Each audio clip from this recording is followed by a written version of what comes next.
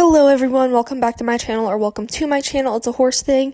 Today I am doing a new repaint on actually a Breyer traditional horse. So for those of you guys who don't know, my channel has mainly been Schleich horses for a while now. However, I recently kind of transferred to Collecta, and one thing I did not realize with Collecta was Breyer actually makes Collecta, and I personally did not know that until I bought them, because I was trying to figure out where to buy them. I was like, oh, Breyer's website.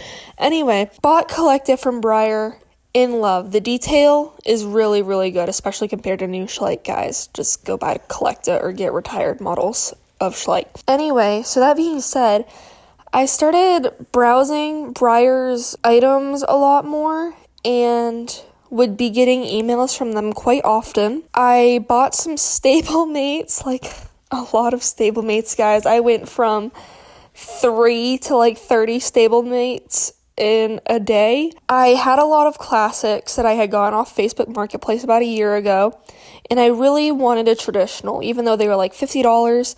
After some looking and some help from a friend, I found the Gem Twist model on eBay for sale for about $20. So I offered on one of them and they declined, so I offered on the other one and they accepted.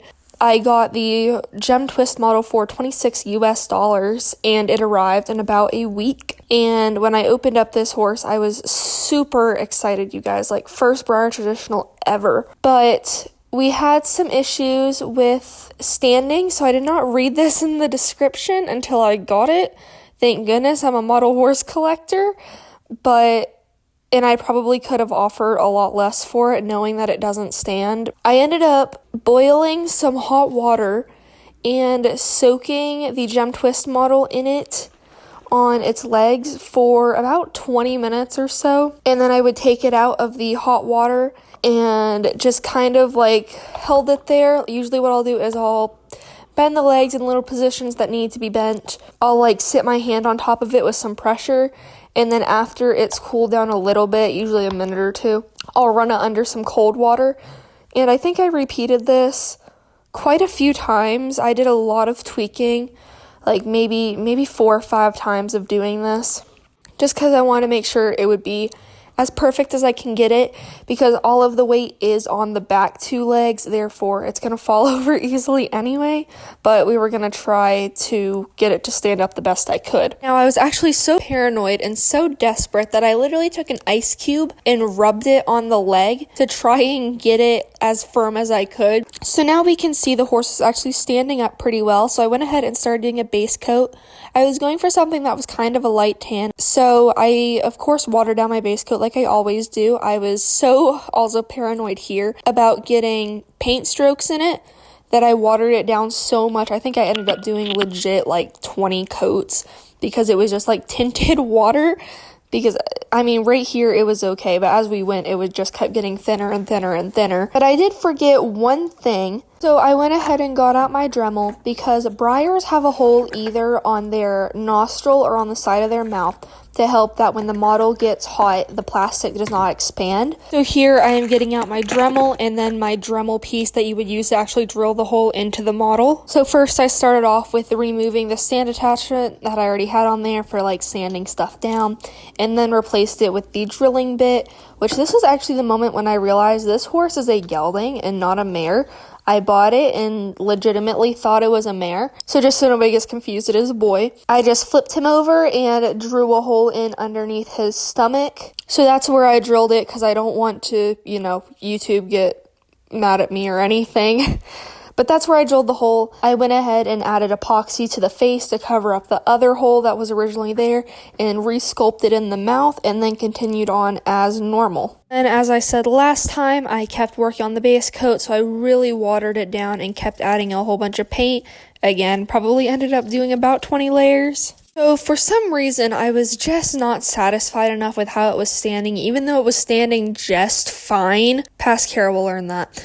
Anyway, so I ended up adding epoxy to the bottom of the hoof that was extra from when I was resculpting the mouth, because I was getting epoxy happy. You know how people get like highlighter happy. So I ended up adding some to the hoof and standing on the counter. I was like, this is great. He's going to stand so much better. no, he was not able to stand at all, not even once after adding the epoxy. So off camera, I just like literally cut it off. I took scissors and cut the epoxy off, and it ended up being fine. So then this is what he looked like after everything was done. I did need to sand some parts on him and repaint, but other than that, he was really, really smooth, you guys. I don't remember why I took this clip. Maybe it was before I took the epoxy off, perhaps. And this is my horse sitting on my phone stand. So I did not want him to fall over while everybody was like walking around the house. So he just sits on my phone stand in the corner of our living room because the corner is my horse area. So he just sat there and chilled out while he dried. So after I let him dry for at least 24 hours, I went ahead and gave him a spray with my clear matte sealant by Rust-Oleum. So I just sprayed him, not super thick, sometimes I'll spray them super thick, but I just gave him a light coat since this is just to smooth any rough parts of the paint before I put pastels on to help result in it not coming out grainy. Then I had to bring him inside, and guys, I'm not even kidding. I literally just walked around the house holding him by the tail because I did not want to put him down and have him fall over and ignore the fact that I'm wearing half of my taekwondo uniform. What am I supposed to be looking for? You can touch him. I mean, he's dry for the most part. Just be careful. I want you to see if there's anything that looks wrong. I'm not going to tell you anything. Just look and see if anything looks wrong. You got a little weird thing right here. Oh, yeah. And the inside of the... That I really can't fix, okay. But... Looks pretty good other than that. So now it was between 10 and 11 p.m. and I needed to go spray my horse, and this absolutely gave me a heart attack, but you guys might find it funny, so here we go. Oh my goodness. Oh my gosh. So there was a huge mosquito. I am not exaggerating, I promise.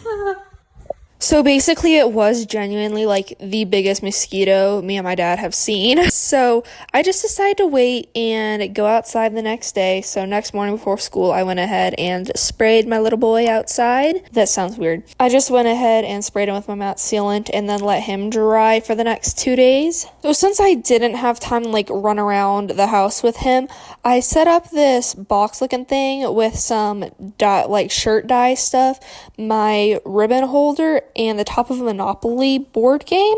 And so I would put my horse under this because I did not want dust to settle on him while I was gone. So this kind of helped prevent that.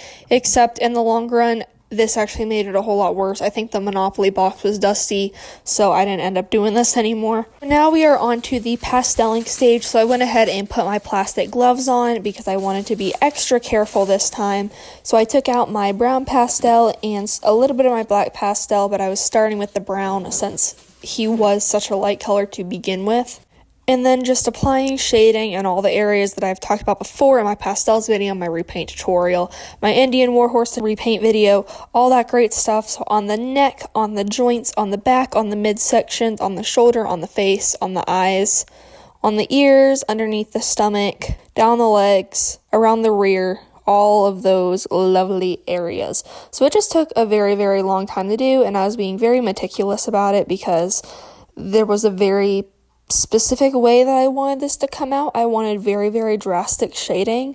So you guys will see. I'm so excited and happy with it. So after finishing every layer, I always go and spray my horses outside. So that's exactly what I did. Shook my can up and then gave him a quick spray and let him fully dry for at least 24 hours before doing anything else to him. Then as the days progressed, I kept doing more pastel work and would have to come back outside and spray him again. So you can see his shading is a little bit darker now.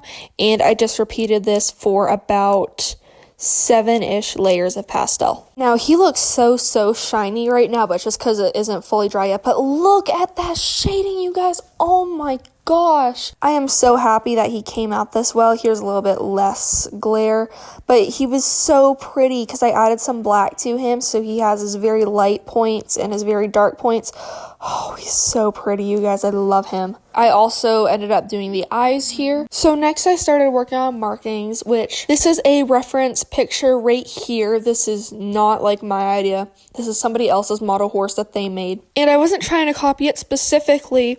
However, I just liked the layout, so I kind of followed that and then had to recreate it myself for the other side. So as always, I kind of just mapped out my markings with an outline first, with some very, very watered down white paint, which I wish I bought a new kind of paint, and I wish I bought the new kind of paint sooner, so I would have been able to have it for this project because I haven't had a chance to use it yet. However, it just took a lot of time and a lot of layers, and then of course going back in and doing herring. So overall the markings probably took about 8 to 10 hours total, which is a lot of time. It was around 10 hours, if not more. So just with all of that being done, with all the little intricate holes and stuff, doing all the markings down the leg and the cute little face stripe and adding some pink there. Finally, he was complete. So we ended up going on a trip to the mountains, and I made him a cute little pony pouch and brought him with me. We ended up taking a hike to this awesome little waterfall area. So we ended up going, and I got some awesome pictures of him in this area. So here are the finished pictures.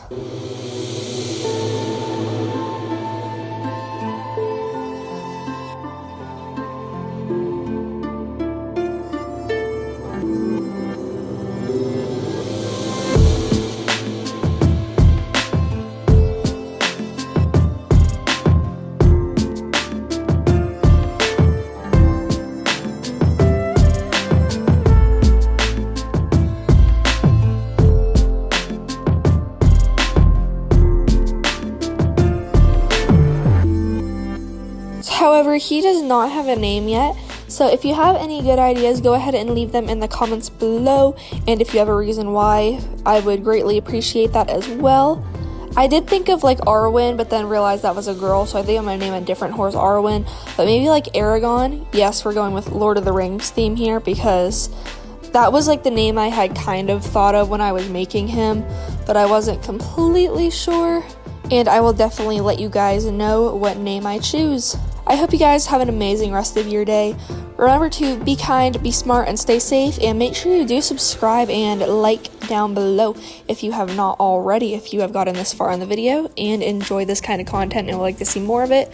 I do go live every week, so again, make sure you do click that subscribe button and turn the notification bell on. That way you know every time I post a new video or decide to go live.